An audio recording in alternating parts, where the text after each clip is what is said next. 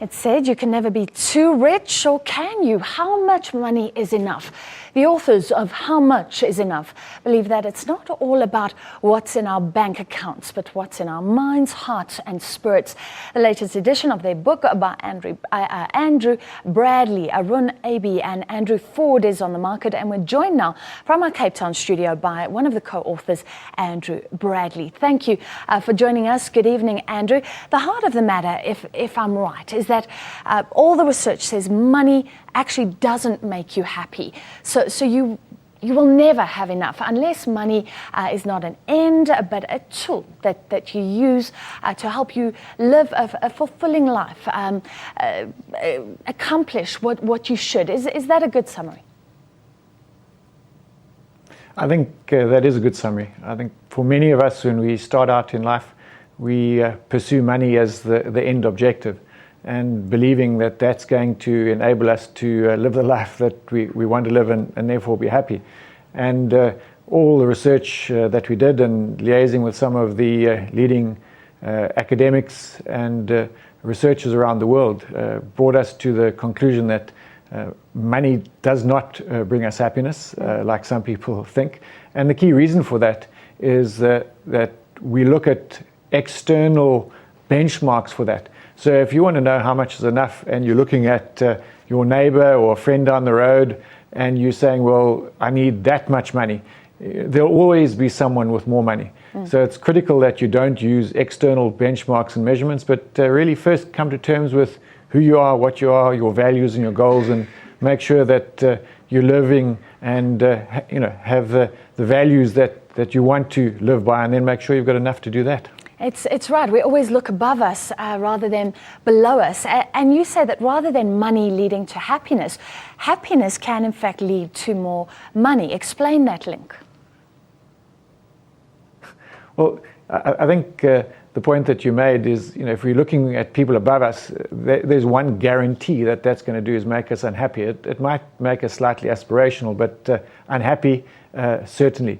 The fascinating research that we came across with regards to the link the other way around was by some work that Professor Martin Seligman from the University of Pennsylvania did, where he found that firstly, happy people said that they were wealthy.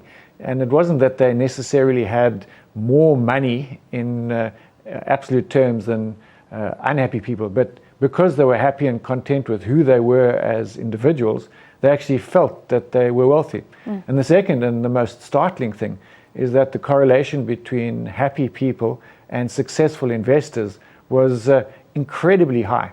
So, we unpacked that and investigated that and found that happy people are content with who they are.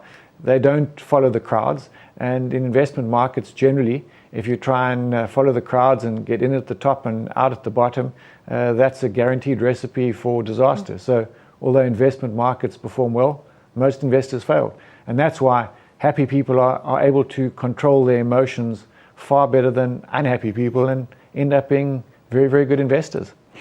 Andrew, by looking at psychology and behavior, you've opened up a whole can of worms. You look at the research about people who grow up poor and that uncertainty that follows them throughout their life. Also the implications of growing up rich. Can we overcome those hang-ups and learn to be happy and take on the correct amount of risk? In short, yes, we can. And I think the key thing is actually coming to terms with what's important for you. Growing up, if you want to use the relative term poor, if the hunger that you have is to work really hard to get as much money as you possibly can, that in itself is not going to make you happy at all. I think, below a certain point, not having money does and can make us unhappy. But once you get to a certain point, and certainly in our research, that would appear to be around about 350, 400,000 Rand a year with income. Beyond that, there's absolutely no excuse for not being happy at all, because more money is not going to bring happiness.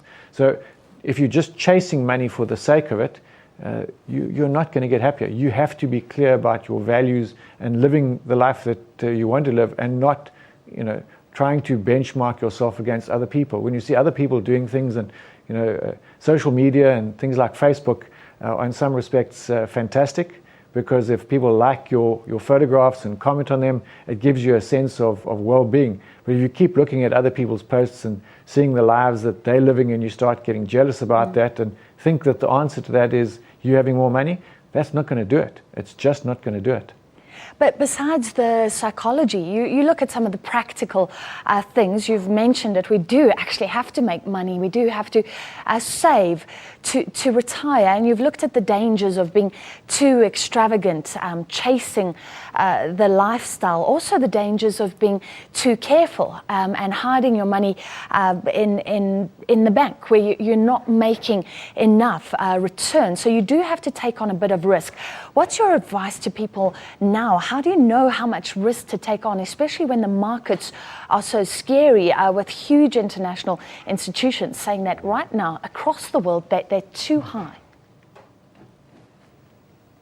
Yeah, I think the critical thing is understanding where you are right now and what you are investing for.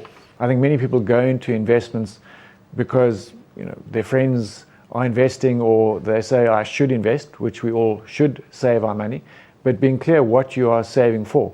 And I think also bearing in mind that the current longevity statistics are that we are likely to live well into our 80s, if not 90s, and possibly even 100. And there are significant consequences of that. So we need to make sure we've got a plan for our short-term needs as well as our long-term needs.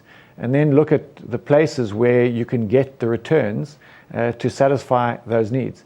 Because if you are just irresponsible and put everything under your mattress, you definitely are not going to be able to sustain the lifestyle and the standard of living that you have.